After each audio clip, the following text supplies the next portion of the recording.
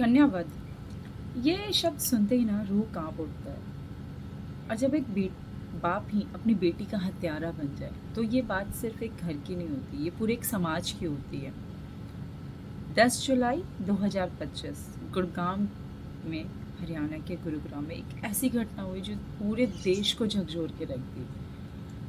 एक international tennis tennis player Radhika Yadav, 25 साल की थी वो, उसको उसके ही पिता दीपक यादव ने मार डाला, गोली मार के उसकी हत्या कर दी। क्यों? क्या अपराध था उसका? राधिका यादव बहुत ही होनहार लड़की थी, आत्मनिर्भर थी, खुद का एक टेनिस एकेडमी चला रही थी। प्रेरणा थी उन लड़कियों के लिए जो ये कहती हैं कि अब मेरी लाइफ में ऐसा कुछ प्रॉब्लम हो गया तो मुझे आगे नहीं बढ़ना चाहिए। उसकी कंधे में कुछ प्रॉब्लम आई थी, जिसके बाद उसने अपने आप को फिर से खड़ा किया और अपनी टेनिस एकेडमी ओपन की। कहाँ गलत कर रही थी वो? खड़ी हुई तो हो रही थी, अपने ऊपर अपने दम पे काम कर रही थी, बट उसके घर में उसको समर्थन नहीं मिला। और उसके पिता दीपक यादव, उन्होंने लोगों के कहने पे कि बेटी की कमाई खाते हो के आधार पे अपनी मर्दानगी को साबित करने के लिए अपनी बेटी को मार डाला।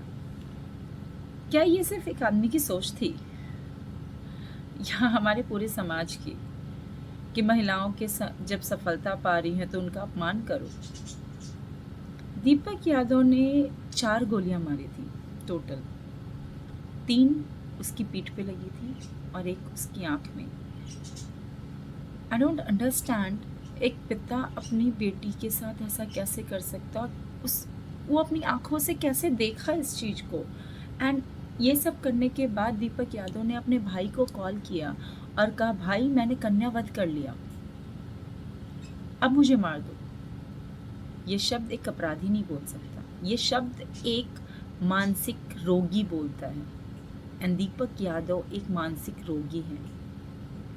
राधिका की मौत सिर्फ एक बेटी की मौत नहीं थी, ये हर उस लड़की की मौत है जो अपने सपनों के लिए जीना चाहती है, अपने सपनों को साकार करना चाहती है। ये हर उस आत्मनिर्भर औरत या लड़की की कहानी है जो आत्मनिर्भरता पाना चाहती है, जो हासिल करना चाहती है।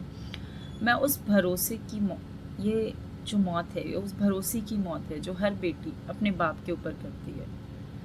राधिका जैसी बेटियां हर रोज़ पैदा नहीं होती हैं, लेकिन जब उनका परिवार ही उनके राह में रोड़ा बन जाए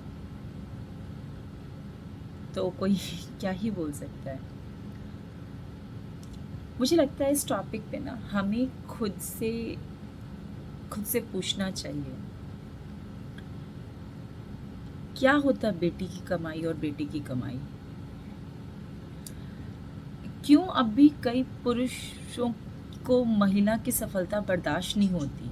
क्यों वो उसके या तो उसको मार डालते हैं या तो उनको दबा देते हैं या उनके कैरेक्टर पे उंगली उठाते हैं? कब तक बेटियां अपने ही घर में सुरक्षित नहीं है? बाहरों को तो छोड़ दो, क्योंकि जब बाहर निकलती हैं आत्मनिर्भरता के लिए तो पुरुषों को ऐसा लगता है कि वो उनकी जागीर हैं, शी इज डिपेंडेंट और समथिंग, उसका फ़ायदा उठाते हैं। तो कब तक लड़कियां अपनी ही, दुनिया को तो छोड़ो, अपने घर में भी सेफ नहीं है? कन्यावध 2025 में अगर सुनने को मिल रहा है, ये बहुत शर्म की बात है। मेरे को लगता है राधिका की कहानी कोई घटना नहीं है। पिछले कुछ समय से ऐसे कई मामले सामने आए हैं, लेकिन जहाँ तक मुझे पता है पिता ने अपनी बेटियों की जान ली है सिर्फ इसलिए कि वो अपनी मर्दानगी को अहम से ऊंचा रखते हैं। उनकी मर्दानगी, उनका अहम अपनी बेटी, अपनी औलाद से ज़्यादा बड़ा है। मुझे नहीं लगता कि हमें चुप बैठना चाहिए। मैं टोटल फेमिनिस्ट नहीं हूँ, प्लीज़ मैं क्लियर कर दूँ, I am not feminist, but हमें बेटियों के लिए एक ऐसा माहौल पैदा करना चाहिए जहाँ वे निडर होकर सपने देखें और हम उनके को पंख दें, पंख काटे नहीं। ये पंख काटना है।